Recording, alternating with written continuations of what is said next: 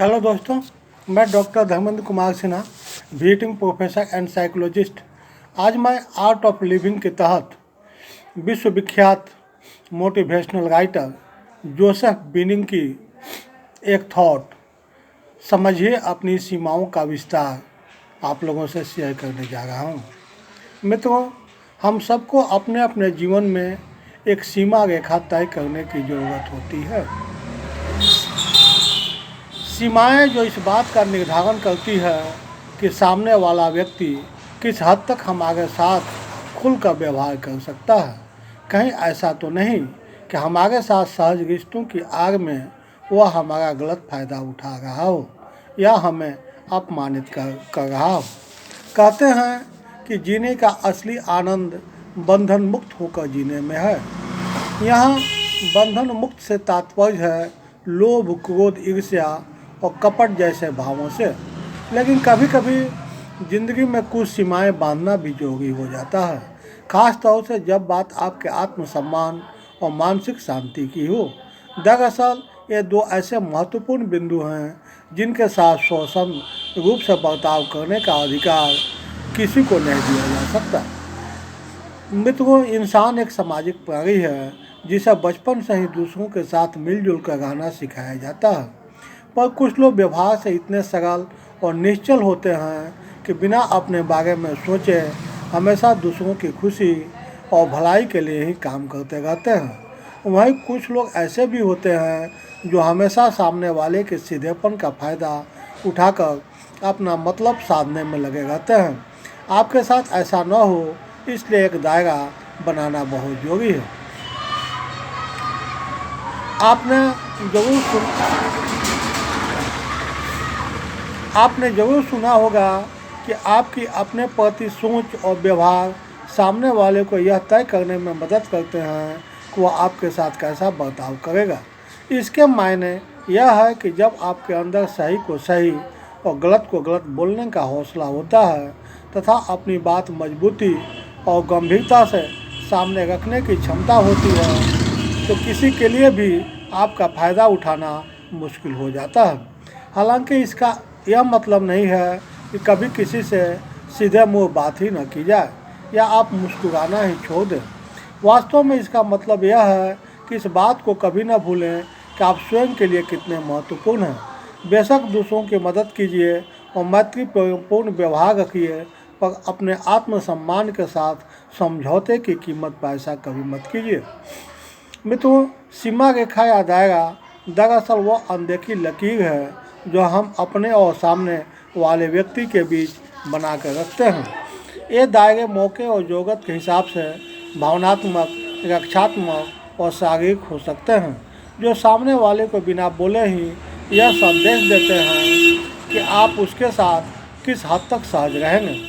दरअसल जब दूसरों को संतुष्ट करने के प्रयास में हम अपने आप को भूलने लगते हैं, तो सामने वाला भी धीरे धीरे महसूस करने लगता है कि हम महत्वपूर्ण हैं, हम महत्वहीन हैं, और यहीं से मानसिक शांति और आपका आत्मसम्मान कमज़ोर पड़ने लगता है। इसलिए इस बात को लेकर हमेशा ध्यान रखें कि किस बिंदु पर आकर आप सामने वाले के साथ असहज महसूस कर रहे हैं। बस यहीं से अपना दायरा बना लें। किसी विद्वान ने कहा है कि लोग तब तक आपका सम्मान नहीं देते जब तक कि वह समझ न जाए कि आपके लिए सम्मान के मायने क्या है। यह बात जीवन पर बड़ी सटीक बैठती है, क्योंकि जब आप अपने प्रति गंभीर नहीं होते तो दूसरे भी आप पर ध्यान देना छोड़ देते हैं। लेकिन यदि आप स्वयं को लेकर परिपक्वता और समझदारी वाले विचार रखते हैं तो सामने वाला भी उसी नज़र से आपको देखता है। ऐसे में मजबूती से कही हुई अपनी बात आपको विस्तार से बताने की ज़रूरत नहीं पड़ती। वैसे भी कोई व्यक्ति आपके साथ किस प्रकार का व्यवहार रखे या हर किसी को समझाने की ज़रूरत नहीं होती है। उदाहरण के लिए अपने बच्चों को अनुशासन सिखाते समय प्रत्येक माता पिता कुछ नियम बनाते हैं जिनका पालन बच्चों के लिए हर हाल में जरूरी होता है। ऐसा करते समय माता पिता बच्चों के सामने कभी खोल कर नहीं रखते कि वह नियम क्यों बना रहे हैं। यही बात हम सबके जीवन पर भी लागू होती है। तो जब भी आपको लगे कि सामने वाला व्यक्ति आपके दायरे को लांघने की कोशिश कर रहा है, बिना विस्तार में जाए पूरे मजबूती के साथ उससे अपनी असहमति व्यक्त करें। मित्रों, किसी भी रिश्ते में जब पूरी कमान एक ही पक्ष के हाथ में होती है तो रिश्ता मजबूती खोने लगता है। यह बात सीमाओं पर भी लागू होती है। यानी जब आप अपने लिए कुछ सीमा रेखाएं निर्धारित करते हैं तो बहुत जरूरी है कि सामने वाला द्वारा निर्धारित की गई सीमाओं का भी सम्मान करें। यानी जब हम सामने वाले को सम्मान देते हैं और यह महसूस कराते हैं कि हम उसके विचारों का सम्मान कर रहे हैं तो अभी स्वाभाविक रूप से हमारे विचारों और सीमाओं को स्वीकार करें। हम स्वयं भी अपनी तय सीमाओं का सम्मान करें। ऐसा करना किसी भी रिश्ते को मजबूत और परिपक्व बनाने के लिए बेहद आवश्यक होता है। इसके अलावा जो सबसे महत्वपूर्ण सीख है वो ये है कि आप ना कहना भी सीखें। अगर घनिष्ठ मित्रों में हम ना कहने की हिम्मत नहीं जुटा पाते और सामने वाले पक्ष को लगता है कि हम उसकी बात से सहमत हैं, यह सही नहीं है।